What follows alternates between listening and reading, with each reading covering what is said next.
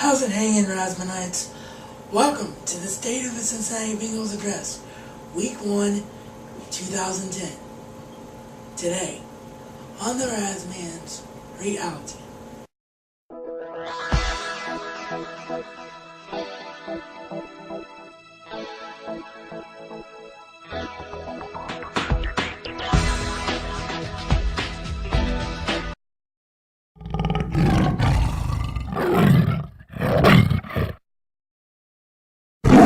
So obviously the first thing that you're asking yourself is, where the heck did preseason's week 4 and 5 go? Well, I totally intended on doing those, but things just kept happening on me. The first thing that happened was my night with the Dayton Dragons, which, by the way, I'm still going to do a video about that. I'm just waiting for pictures that I took to come through so I can share them in a video.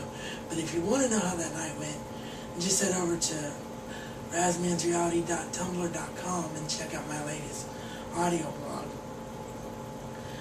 The second thing that happened was Sean's recent situation that he's gone through, and there's no need to talk about that anymore because everything went smooth sailing.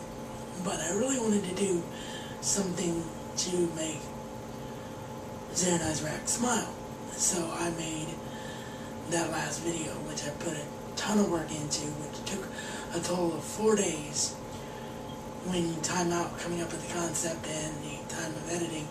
So that just basically threw the whole uploading schedule for a loop. And then my nephew was here over the weekend, so I just didn't have time to film.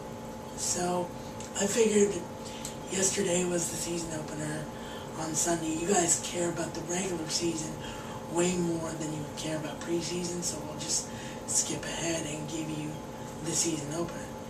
If I'm wrong about that, if you guys want completion, if you want me to talk about the last 2 preseason games, just let me know here in the comments below, and I will do an audio blog edition on what happened in those last 2 preseason bouts.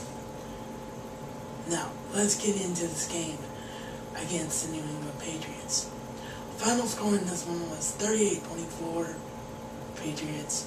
Unfortunately, the Bengals coming up on the short end. So as such, there are a lot of bad things to talk about, but there are quite a few good things to discuss as well. So let's start with that. Obviously, if you score 24 points, your offense is working very well.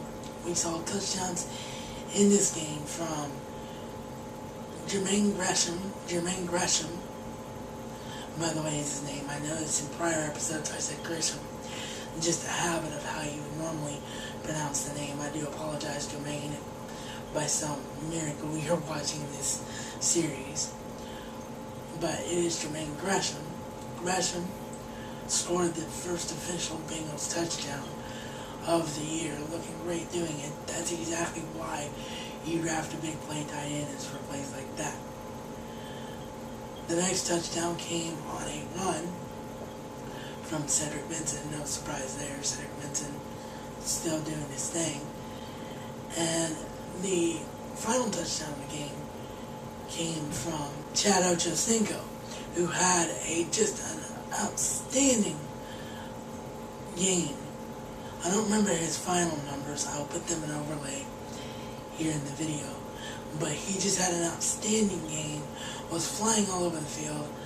I know he had at least 100 yards if he didn't eclipse that. He looked like the Chad Ochocinco of old. And it just proves everything that I've been saying about this offense. With so many weapons on the field in the passing game, somebody's going to get open. Some games it's going to be T.O., who started the game well, caught a few catches. Some games it's going to be Chad, like it was in yesterday's game. And some games it's going to be Gresham and Shipley, even more than it was in yesterday's game. And what I mean by that is, on the touchdown drive that Jermaine Gresham had, Jordan Shipley set up that touchdown with a beautiful catch with 3 guys on him, jumping up and beating his coverage. And for the 2 rookies to immediately make an impact, the way that I said they were going to do in preseason, they've carried that over into the regular season.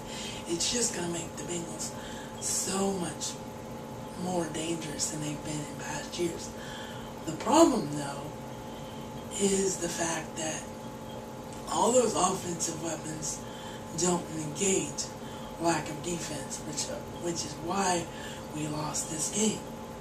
The defense could not stop anyone. I swear, it was like watching a Pop Warner game, or to use a video game reference, it was like playing a game of Madden on rookie level, where the defense just doesn't do anything because you want 100 points on your game, on your final score. It was just deplorable. I mean, there's absolutely no excuse I can make. The guys just weren't tackling, they weren't being physical at the line of scrimmage. It was almost like, because the Bengals had so many preseason games this year, of course they have 5 preseason games because they did play in the Hall of Fame game against the Cowboys, and the 2 teams that play in the Hall of Fame game, of course, have 1 extra preseason game, so the Cowboys had an extra one as well.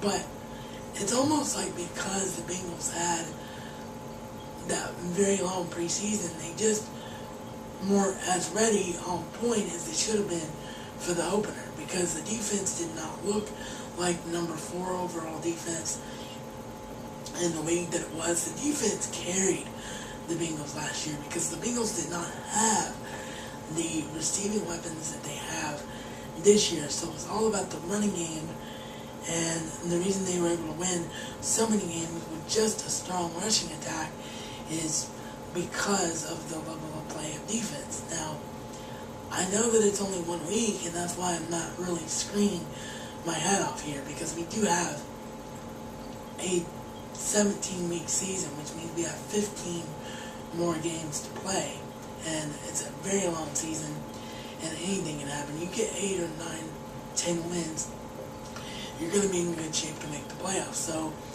I'm trying not to do what a lot of sports commentators do, whether they're independent like myself or professional on ESPN or Fox Sports or wherever. You see a lot of people over-analyzing week 1, and it's just week 1. And the Bengals have overcome week 1 losses a lot over the course of the team's existence. So I'm trying not to overanalyze it, but I do want to stress that if this team is going to be successful, they have to perform well on defense, which they did about as far away from that as humanly possible in yesterday's game. So, bottom line, offense looked great, defense was deplorable. It has to be fixed.